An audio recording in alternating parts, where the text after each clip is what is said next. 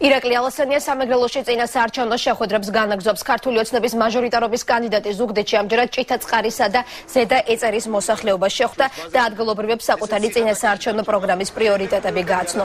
სოფლებში ძირითადად უმუშევრობა, მაღალი გადასახადები და საკვე პროდუქტებზე გაზრდილი ფასი აწუხებთ.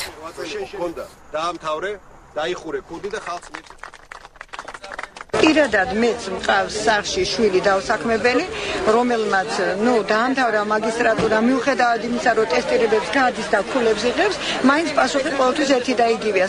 სამწუხაროდ 3 თვე უარი თქვა. ადგილობრივებს კიდევ უფრო უჭირთ აქ ცხოვრება, იმიტომ რომ გზები პრაქტიკულად განადგურებულია.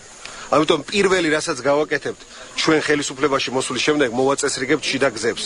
ამ სოფელს აღარ ექნება იმის გასაჭირი, რომ ნორმალურად გადაადგინენ და სწრაფად გადაადგინენ ნებისმიერ კუთხეში.